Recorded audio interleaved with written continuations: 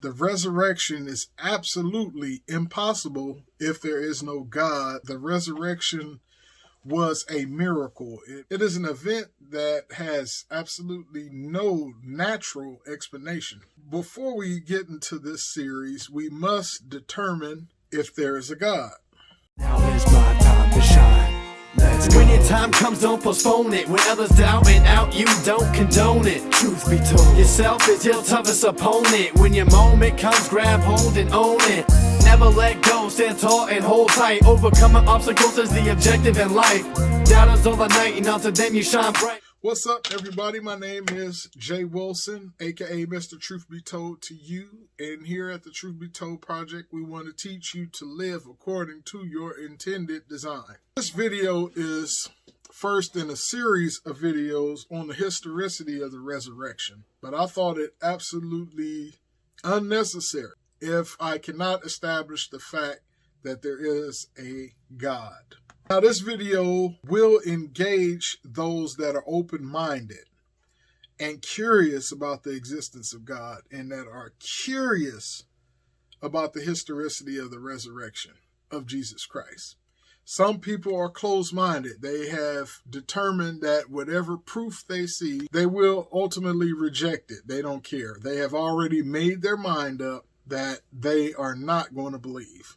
They have convinced themselves already that they will not be convinced. And so this video is not for you. But those who are truly curious, this video is for you.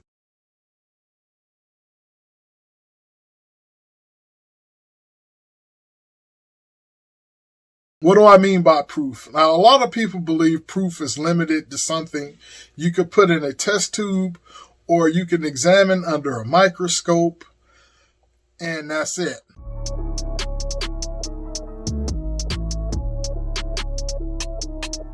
Now, I know some of y'all are thinking, bro, what you mean? Simply put, logic is a form of proof. Proof is not only limited to things you could put in a test tube and things that you can examine under a microscope. So here is some of the proof that I'm going to provide. Logical arguments, science, their own and my own personal experiences. Now let's use some logic. Everything that begins to exist has a cause for its existence, right? The universe began to exist, therefore the universe must have a cause for its existence. Now let's consider my first statement. Is it true that everything that begins to exist has a cause for its existence? We know that it is a scientific fact, without a shadow of a doubt, that something cannot come from nothing, right? We also know from personal experience that something cannot come from. We have people that literally say that there was nothing and nothing happened to nothing, and then nothing magically exploded for no reason whatsoever and created everything, and then everything magically rearranged itself for no reason at all, no reason whatsoever, into self-replicating organisms and form trees, plants, animals, dinosaurs, and eventually humans. And not only that, they don't stop there. They give it a sophisticated name like abiogenesis or evolution. Now, we also know mathematically that something cannot come from nothing. We all remember in elementary school taking basic math, and we know that 0 plus 0 equals what? It equals 0. We also know that we could take it a step further, and 0 times 0 equals what?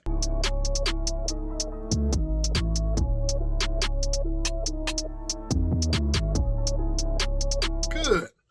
So mathematically, we know that something can never come from nothing. I tell you, truthfully, it is easier to believe in unicorns. One thing that we must also consider is the fact that if something can come from nothing, why isn't it still happening today? If something can come from nothing, we can't observe it because it just doesn't happen. It doesn't happen logically, it doesn't happen scientifically, and it doesn't happen mathematically. Secondly, I am kind of mind blown at the fact that they call this kind of stuff science. Why? Because the scientific method is based upon observation and experimentation, right? Right? No one has observed over a long period of time that something can come from nothing. And now if you may know somebody who has seen that, but if you know that person and you could reach out to them and talk to them, tell them to show me some proof of something coming from nothing. Don't worry, I'll wait. All right, now let us consider my second statement that I made. The universe began to exist. Now, there must be a cause for its existence, right? Some questions we need to ask. Did the universe begin to exist, or has it always existed? Do we have any proof of that? Any scientific proof that the universe began to exist? Now, I must warn you, I'm going to get a little nerdy here, but I'll try to keep it in layman's terms. In 1915, Albert Einstein developed the general theory of relativity, which is hard to explain. So this theory, which is now almost universally accepted, has certain implications. One is that the universe is defined as time, space, matter, and physical energy. And they all had a starting point together. It's not eternal. Now, through Einstein's equations, we can trace the development of the universe back to its very origin. This theory was further developed by two scientists by the name Alexander Friedman and Georges Lemaitre. Hope I'm saying his name right.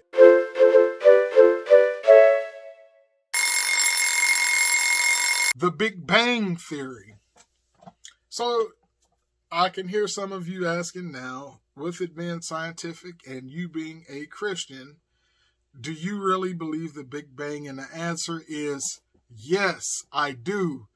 But I believe that someone that exists outside of the universe, someone or something outside of the universe, is responsible or is the cause for the universe. Now, let's talk a little bit more about this Big Bang Theory. What is the Big Bang Theory? Well, simply put, I'm going to get a little nerdy, but I'm going to keep it basic. The Big Bang Theory teaches that the universe is expanding and that the universe had a definite starting point, a singularity moment, a moment of singularity in which things came into being. And by the way, that idea definitely supports the biblical account of creation.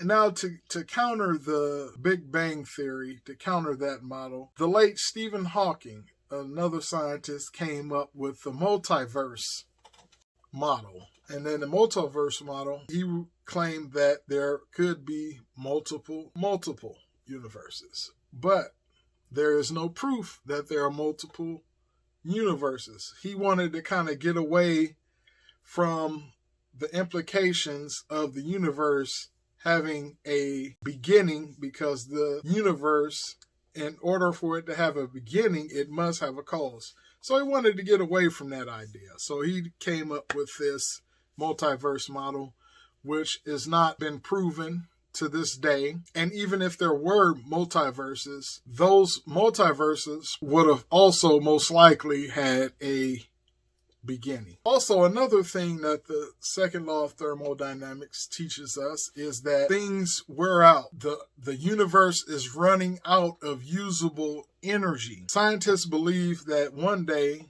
the sun will eventually burn out. Now, based on this fact and observation, or if it has always been, we probably would have run out of energy by now, you think? We also know from personal experience that things wear out. We get older. How did we begin to exist? Let's get the picture. Now let us consider the third statement. Therefore, the universe must have a cause for its existence. Now, the cause must be spaceless, timeless, immaterial, intelligent, and powerful. We have two possibilities. One, it could have been caused by an unintelligent, inanimate force of nature. Has this ever been observed? Is it still taking place? It couldn't have been a force of nature because it would be part of the universe. And we all know that the universe could not have caused itself. Have you ever observed nothing creates something from within that something? Have you ever watched someone build a complex object from within that complex object? Have you ever watched intelligent beings build objects from outside those objects created? Now let us consider our second possibility. Is it more reasonable to believe that an intelligent, spaceless, timeless, immaterial, extremely powerful, uncaused being to create the universe? Or is it more reasonable to believe an unintelligent animate force in nature? Is this logical? Is it scientific? Where's the proof? We see things created by intelligent beings all the time, but we have never observed nothing creating something. Is it observable and testable for nothing to create something?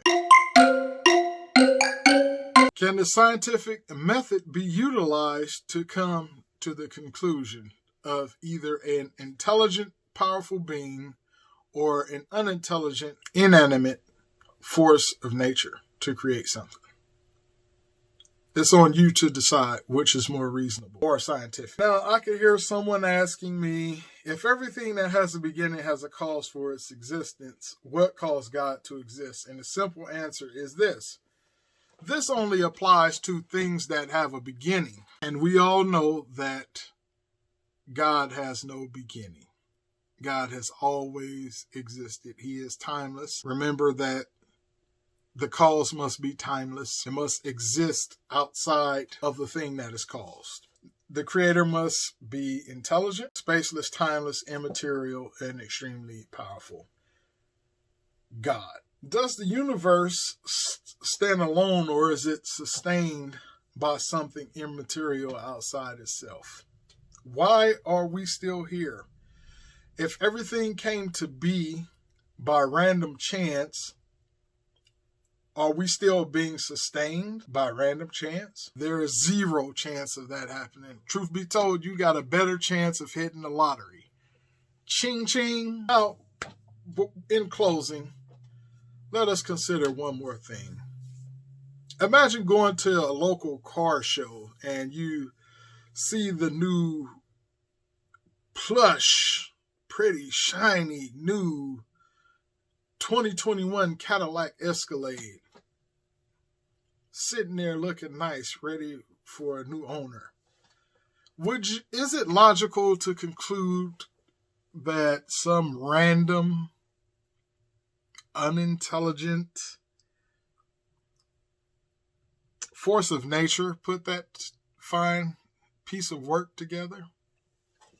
Or would it be more plausible to determine that an intelligent being is responsible, an intelligent being or beings is responsible for putting that fine SUV together? You decide. I can't understand for the life of me how people know well enough not to look at anything that exists today and determine that it happened by random accident, but they look at the universe and determine that has had to happen by accident. I could hear someone saying, okay, you made a good point. You made a good point. You made a good point. You made a good point.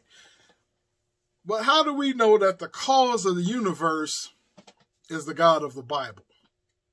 That's a good question that we'll get to later on in this series.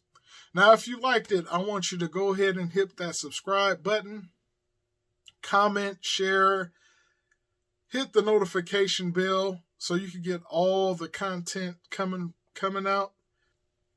Thank you for watching. I'll check you later. Peace.